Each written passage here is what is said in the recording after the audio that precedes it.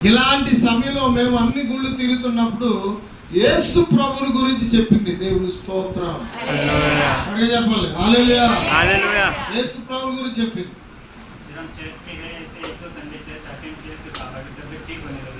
అయితే ఆమె మమ్మల్ని మందిరంలోకి ఎలాగా ప్రార్థనా మందిరంలోకి నడిపించింది. ఆదివారం మీరు రండి, అక్కడ దేవుడు కార్యం చేస్తాడని ప్రార్థనా మందిరాన్ని నడిపించినప్పుడు అక్కడ మరి పాస్టర్ గారు, దేవ్స్ లాంటి పాస్టర్ గారు ప్రార్థన చేశారు.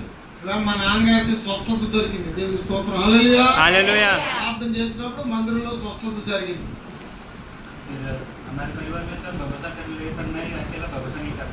అయితే ఆ సమయంలో మా తండ్రి గారికి స్వస్థత జరిగిన తర్వాత ఆయన బాగుపడ్డాడు. ఆ కుటుంబంలో వాళ్ళందరూ ప్రభుని అంగీకరించారు. మా అమ్మగారు ఇంకా మిగిలిన వాళ్ళందరూ. కానీ నేను మాత్రం ప్రభులోకి రాలేదు. ఎందుకంటే నేనేం చేస్తా ఉన్నానంటే మా స్నేహితులతోటి నేను చక్కగా మంచి పార్టీలకు వెళ్ళి ఆ రోడ్ల మీద తిరిగి నా జీవితాన్ని హాయిగా అనిపిస్తూ ఉన్నాను.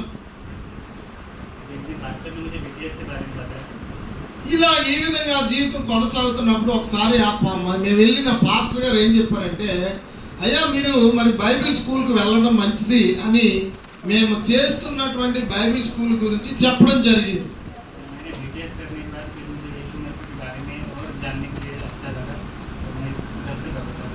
అయితే మరి ఈ యొక్క ఆ పాస్టర్ గారు నన్ను బైబిల్ స్కూల్కి ఆయన చెప్పి నన్ను పంపించారు. బైబిల్ స్కూల్కి వెళ్ళిన తర్వాత యేసు ప్రభు గురించి ఎక్కువగా తెలుసుకున్నాను. ఎందుకంటే నేను అక్కడికి వెళ్ళిన తర్వాత ప్రభుని తెలుసుకున్నాను, మరి ఆయన అంగీకరించాను. మరి మీ ముందు ఈ విధంగా ఆయనను తెలుసుకొని మరి ఆయన గురించి సాక్షి చెప్తాను. దేవుని స్తోత్రం. హల్లెలూయా. హల్లెలూయా. హల్లెలూయా. హల్లెలూయా.